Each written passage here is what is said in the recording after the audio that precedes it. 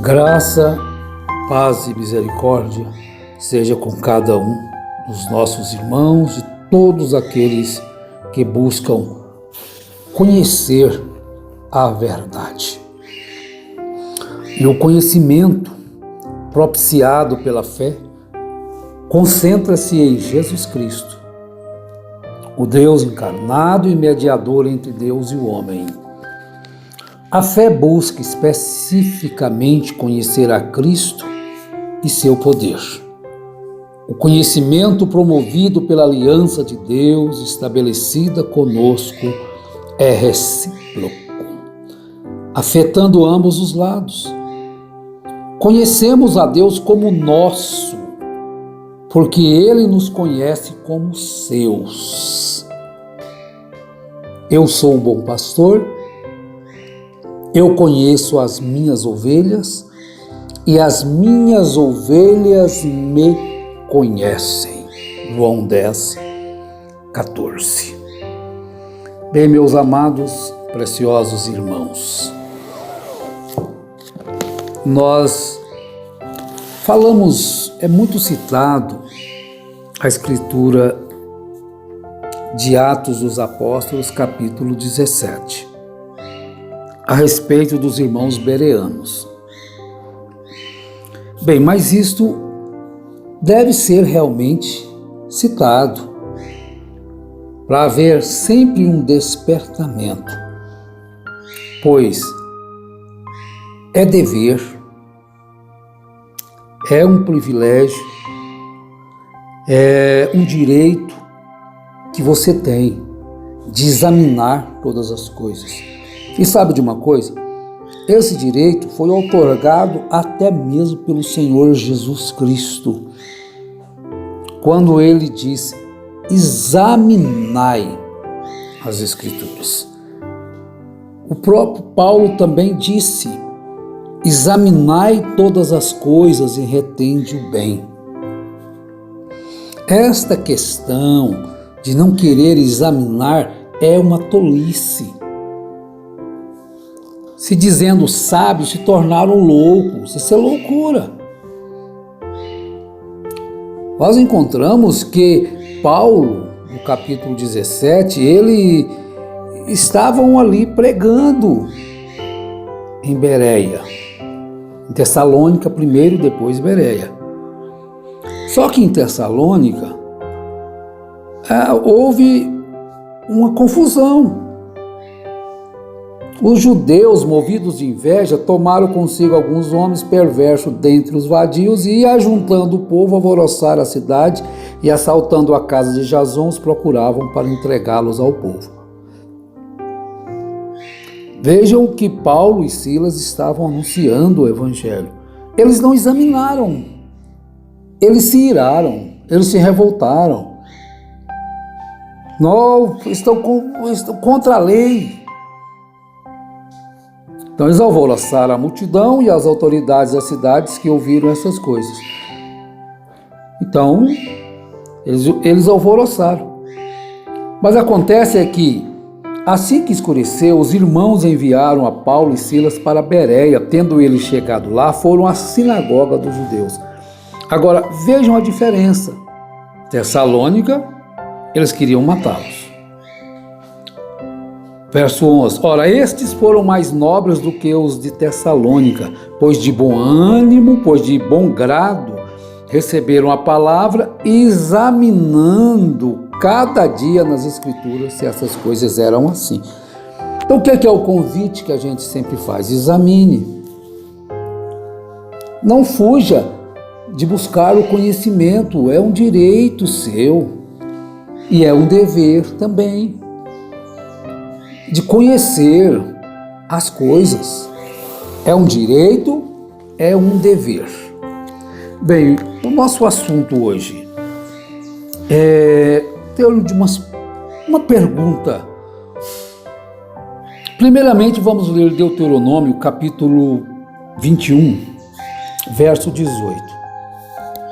Se alguém tiver um filho contumaz e rebelde, que não obedece à voz de seu pai e à de sua mãe, e ainda castigado não lhes dá ouvidos.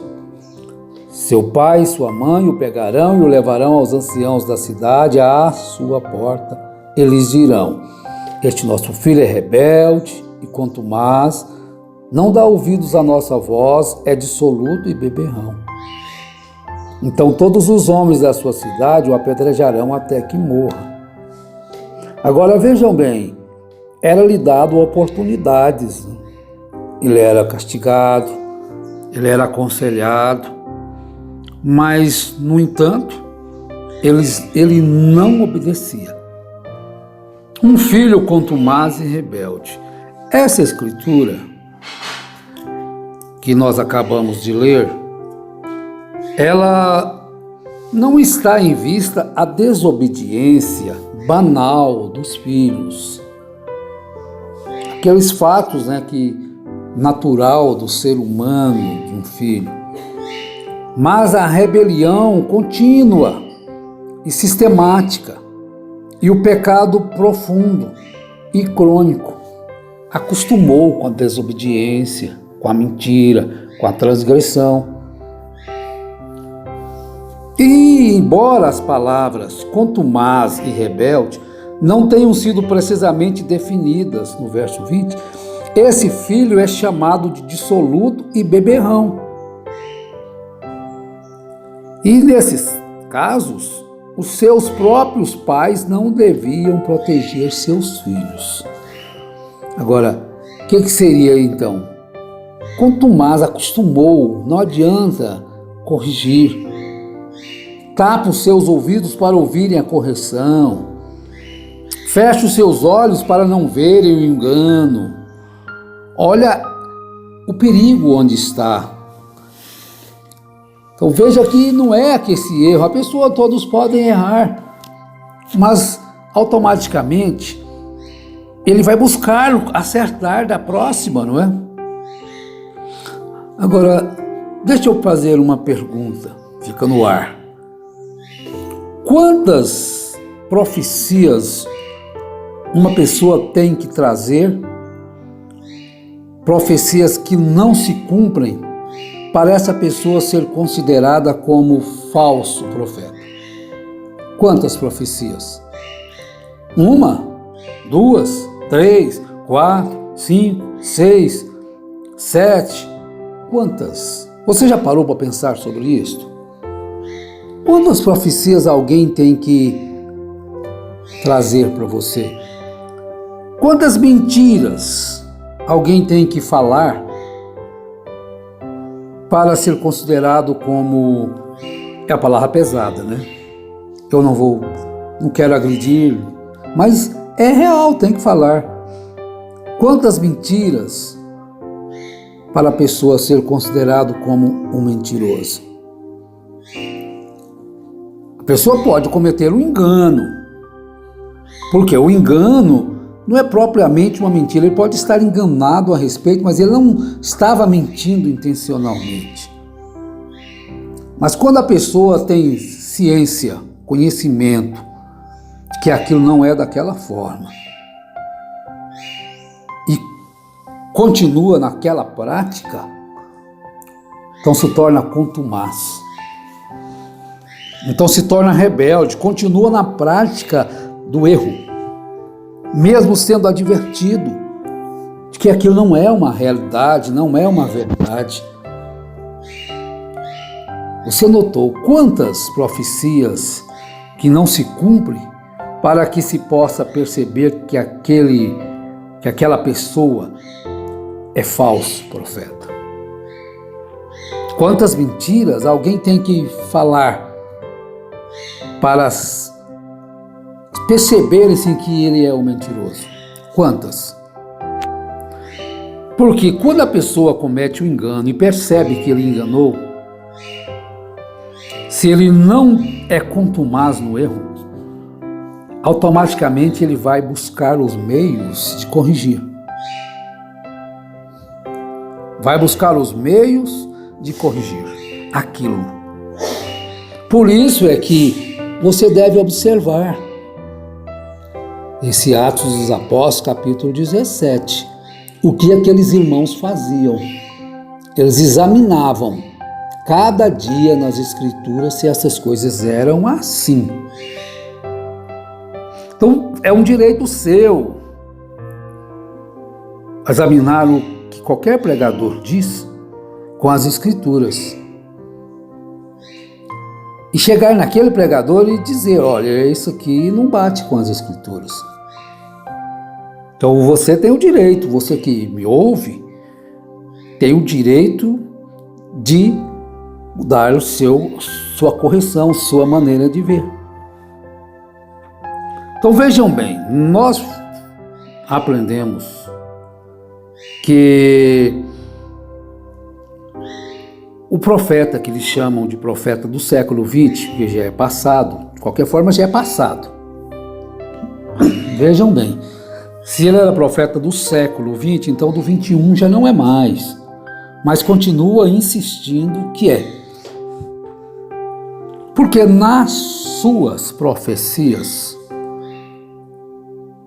em 1977, terminaria este período que nós estamos vivendo. Nas suas conclusões, nas suas profecias, nas suas predições, nas suas vaticinações, todos que ele levou. Agora eu te pergunto, como fomos ensinados? Se ele já nasceu com o dom profético, como fomos ensinados? Seu nascimento peculiar, daquela forma, e aos 6 para 7 anos já teve uma visão sobre a ponte. Segundo ele conta, é claro, depois de velho, né? Depois de adulto que ele conta que teve essa visão. Nesses anos. E faltou-lhe conhecimento, porque ele já falou que teve essa visão novinho, e já falou ela já com maturidade. Quando ele disse que morreram 16 pessoas afogadas, e na verdade não morreu nenhuma pessoa afogada na construção daquela ponte. Agora, se ele tinha aquele dom profético, ele veio e disse que pregou os 7 selos baseados nos ensinos de Ellen White. Preste atenção. Ele veio e pregou os 7 selos baseados nos ensinos de Ellen White. Para aí. Se era um profeta, o profeta não recebe diretamente de Deus. Assustou? Pense um pouquinho, calmamente. Se já nasceu assim, o profeta não recebe diretamente de Deus. Aí ele vem e diz que pregou os 7 selos errado. Tudo bem, aí ele foi consertar. Porque ele pregou baseado nos ensinos de Ellen White, a profetisa, que trouxe os povos para guardar o sábado. Olha, a profetisa que mandou o povo guardar o sábado. Quer levar o povo para o farisaísmo, para o judaísmo? Falsa profetisa, portanto. Ele baseou os selos nos ensinos dela. Aí ele veio e diz que errou. Por que que ele disse que errou? É porque depois ele achou os 7 selos de Clarence Clark. E pregou agora segundo Clarence Clark. Mas ele não pregou segundo o que Deus lhe disse. Por quê? Se ele era um profeta, ele não precisaria dos ensinos de Ellen White. Ele não precisaria dos ensinos segundo Clarence. Ele receberia aquela instrução aí. Vejam bem que todos os profetas, depois de Moisés, eles levantaram para levar o povo à obediência à lei de Moisés. A lei que Moisés trouxe, por Deus falou cara a cara com Moisés. E trouxe a lei, então eles levavam o povo para Moisés. Todos os profetas. Agora, todas aquelas pessoas corretas com Deus, que se levantam, como ele próprio diz, um pregador é um profeta. Então o pregador correto leva as pessoas de volta à Bíblia. A posição do homem, da mulher, a obediência completa à palavra de Deus. Agora, se nasceu como profeta, automaticamente ele teria que receber de Deus e não recebeu diretamente de Deus, como ele próprio mesmo disse. E as demais profecias? Examine, meus irmãos. Toda mentira deve-se buscar a corrigir. Se você anda num caminho errado, olha o GPS, olha a Bíblia, se aquilo condiz verdadeiramente com a Bíblia. Então vejam bem o que o pregador está suposto a fazer. É levar o povo a examinar as Escrituras e ver se o que ele está fazendo é correto com a Bíblia. Ele próprio deve se examinar. Examine-se, pois, o homem a si mesmo. Antes de falar, eu tenho que examinar se isso que eu estou vos dizendo é escriturístico. Conforme está aqui em Deuteronômio 21. Agora, se acostuma a mentir, se acostuma a roubar, se acostuma a enganar, se acostuma a trapacear, então se torna contumaz no erro. Fuja desta prática, fuja dessa estupidez de ignorância de não examinar o que você ouve.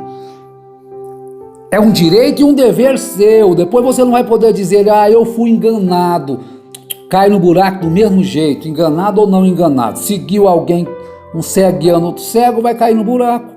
Se você segue o ensinamento errado, você vai bater no lugar errado. Se você segue o mapa erradamente, você vai cair no erro. E eu peço ao Senhor que te abençoe, que te ajude, que te fortaleça. Aos que têm alcançado essa luz, ajude os outros, meus irmãos. Orem por eles. Não vire as costas, mas ore, clame ao Senhor para que haja luz em cada coração. Em nome de Jesus Cristo, amém.